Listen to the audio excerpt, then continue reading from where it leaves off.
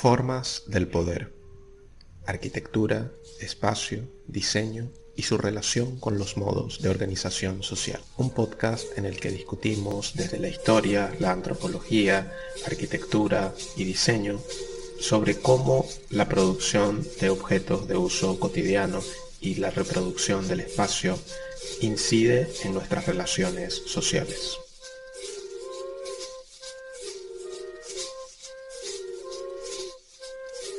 Este será el 10º y último episodio de esta serie en que la aproximación al estudio del espacio y los objetos y su relación con el poder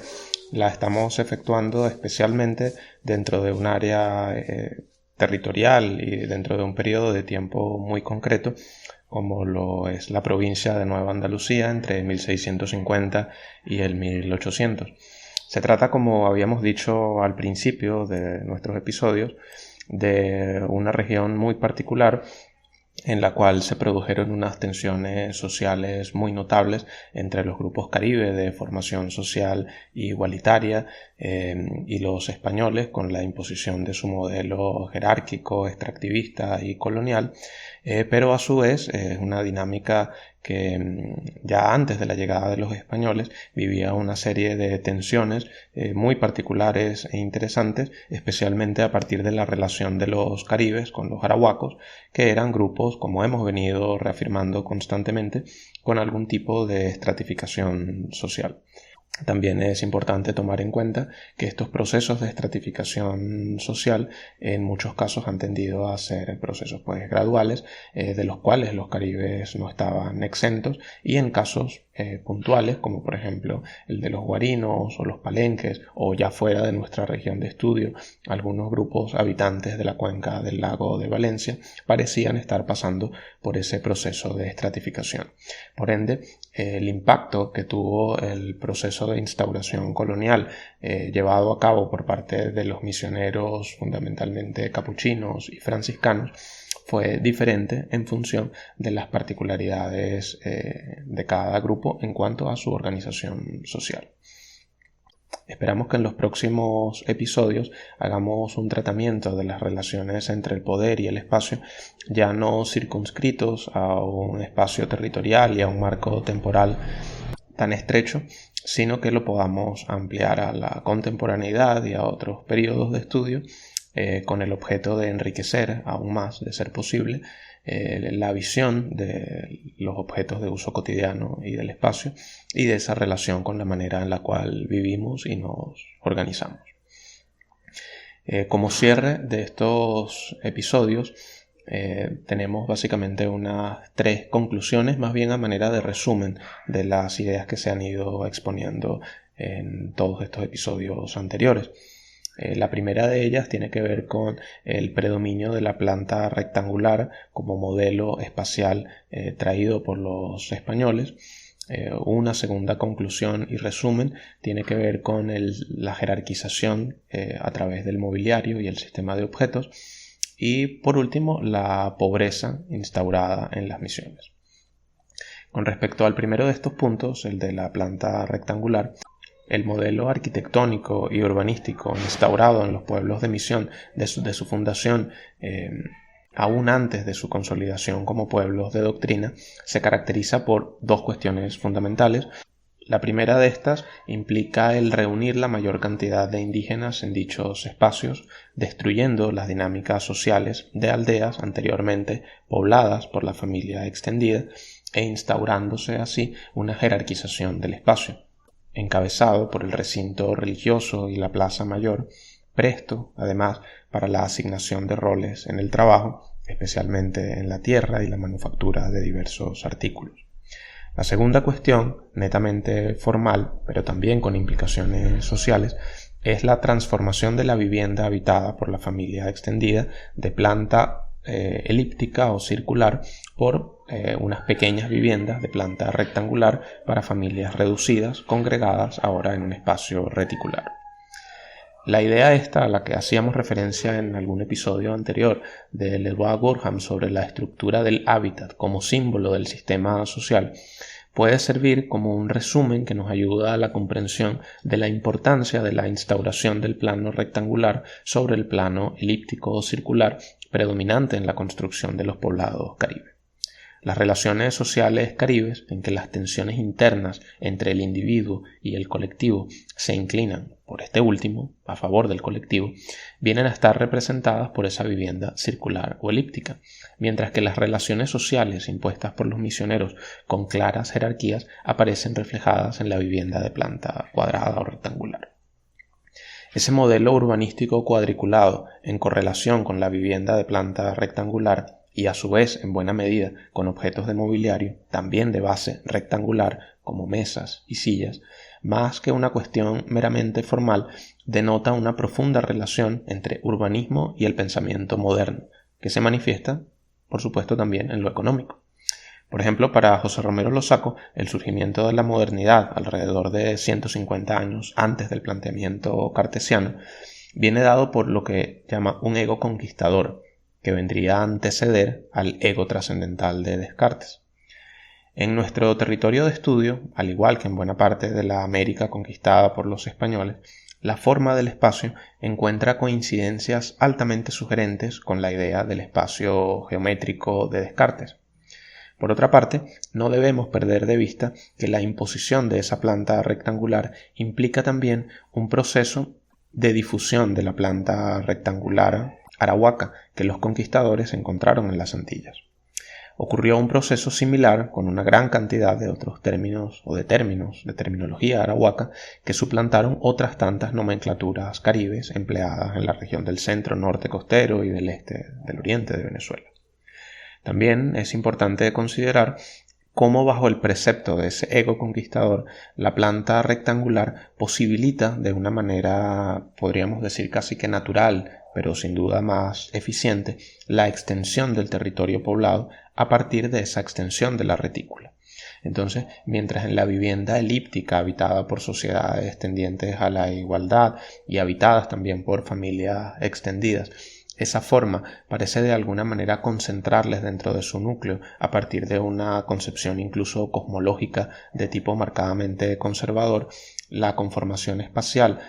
a partir de la retícula viene a ser exactamente lo opuesto y parte de la idea de expansión y por ende una expansión que evidentemente se viene a manifestar en clara contraposición con la naturaleza a la cual depreda por medio de su crecimiento exacerbado y violento. Una segunda conclusión, como adelantábamos, tiene que ver con la jerarquización de nuestras sociedades a través del mobiliario. Por ejemplo, entre los objetos de mobiliario que destacaron en el espacio habitable de estos pueblos caribe del oriente de Venezuela, los más distinguibles habrían sido la hamaca y el ture o la butaca.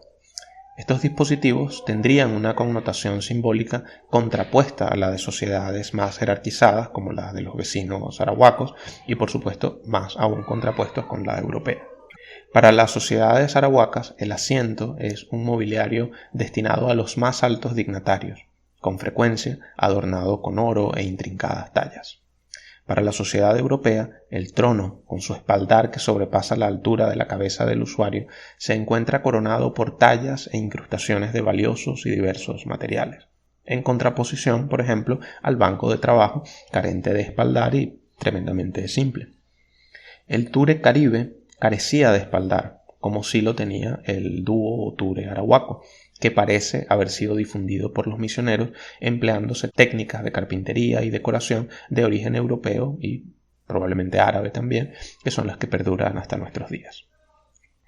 La incorporación en el sistema de objetos misional de sillas originariamente europeas, no solo con espaldar, sino especialmente con una frontalidad bien delimitada, vienen de la mano con la mesa, también habitualmente de forma rectangular, en que la disposición de los puestos marca una nueva relación social de individualismo y jerarquía.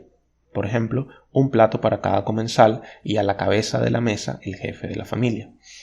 Entonces, los nuevos objetos de mobiliario, a diferencia del dinamismo característico que ofrecen un chinchorro o un ture, asumen un puesto más bien fijo, en un lugar concreto de la vivienda, lo cual pasa a representar ese rol social determinado de su potencial usuario. Con frecuencia, la familia indígena reducida en esos poblados misionales se negaba a asimilar como propias las funciones sociales de este nuevo espacio, pudiendo llegar incluso a darles un uso diferente. Esto sucede especialmente en la medida en que la vivienda misional no apareció exactamente al mismo tiempo que el mobiliario conformado por mesas y sillas, por lo que actividades como por ejemplo alimentarse debieron seguirse desarrollando durante mucho tiempo en cuclillas o en tures a la usanza tradicional. En el recinto religioso, la jerarquización simbolizada y más aún propiciada por el mobiliario es evidente. Por ejemplo, el oficiante de la ceremonia se halla detrás de una mesa, que es un altar, la mesa es un altar, y a su espalda hay objetos vistosos e inexistentes en cualquier otro lugar de la misión, y va a manipular objetos también reservados a tal espacio, como por ejemplo cálices, telas, crucifijos, y frente a él está una serie de bancos que congrega a la población de una manera muy particular, porque en primera fila se colocan los indígenas que han sido erigidos como señores, como dones, como capitanes o como caciques, y más allá los simples indios, así llamados, en una suerte de formulación del espacio religioso que viene a emular de una manera evidente la jerarquía impuesta por este nuevo tipo de orden social. Entonces, aun cuando puede hacerse el ejercicio de separar los objetos del espacio para su análisis, en realidad conforman una totalidad que integra la manera en que son producidos y los aspectos formales y subjetivos que se derivan.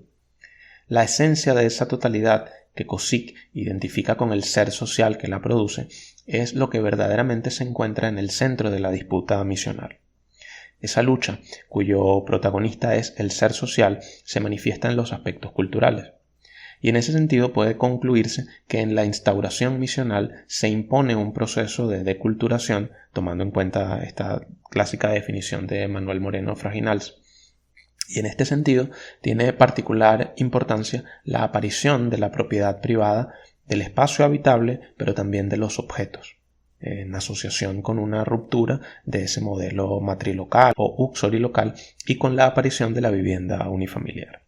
Entonces, en este caso, la transformación del ser social en su sentido más puro, el de cómo se vive y cómo se reproduce, va estrechamente de la mano con las dimensiones y forma de la vivienda, su contenido, pero también las posibilidades que la relación entre todos estos elementos viene a ofrecer o, por el contrario, a restringir. Como última conclusión, analizábamos la emergencia de la pobreza en las misiones. En este sentido, el surgimiento de la orden franciscana en una Europa medieval enzarzada en guerras por el control del comercio y el territorio, que se expresa en clave religioso-militar a partir de las cruzadas, ya de por sí denota en buena medida el trasfondo económico que jugaría siglos después esta orden en América. La orden franciscana y su derivada, que es la capuchina, actuarían especialmente desde mediados del siglo XVII en el oriente de la actual Venezuela, a través de la instauración de misiones en que se coacciona especialmente a los grupos caribe habitantes de la región a vivir bajo una formación económico-social que rompe con el relativo igualitarismo imperante para que bajo un nuevo esquema de poder se favorezcan los intereses del modelo económico mercantilista que domina en el mundo. Esa vida de pobreza que asumió el fundador de los franciscanos parece haberse transferido de la manera más retorcida posible a la vida cotidiana de los indígenas, disminuyendo la riqueza estética y simbólica que se manifestaba en diversas expresiones de su cultura material, por ejemplo, a través de la pintura corporal, los indumentos añadidos al cabello, piernas, torso, brazos, etc. En las misiones, las expresiones culturales asociadas a los géneros masculino y femenino cambiarán por un guayuco que incluso uniformiza en buena medida a hombres y mujeres, y en algunos casos, más adelante, se impondrá el burdo camisón. Mientras tanto, el fraile vestirá su sencillo hábito con el que los capuchinos se sentirán particularmente identificados. En este sentido, no debe perderse de vista que muchos de los elementos estéticos que los indígenas colocaban en su cuerpo estaban asociados a prácticas rituales y fiestas que fueron suplantadas por el rito católico y sus celebraciones. Los escasos elementos de complejidad simbólica y estética en la primera etapa misional pasaron a concentrarse en el interior del recinto religioso, a través de imágenes religiosas y otros elementos, como por ejemplo los cálices, los altares, las campanas, que debieron haber causado una honda impresión entre los indígenas. Puede decirse entonces que además de las terribles consecuencias económicas arrojadas en muchos casos por el abandono de los conucos indígenas, los frailes buscaban instaurar una mentalidad de pobreza, concepto este de origen europeo inexistente por ende en la sociedad caribe, y detrás del cual yace, sin lugar a dudas, la instauración de una sociedad de clases. En otras palabras, para que los pueblos fundados por los misioneros se convirtieran años más tarde en productores serviles o en asalariados, fue necesario primero empobrecerlos. Como adelantábamos al principio del episodio, estamos haciendo un cierre a manera de resumen y de conclusiones de los temas tratados y esperamos continuar desarrollando esta investigación, pero ya dentro de un marco temporal y territorial esperamos que más amplio y que nos vaya mostrando la pertinencia en la actualidad de comprender las tensiones producidas a través del espacio y de los objetos y de cómo a través del diseño, la arquitectura y la transformación de estos espacios y de estos objetos podríamos estar incidiendo o al menos reflexionando en torno a nuestras relaciones sociales.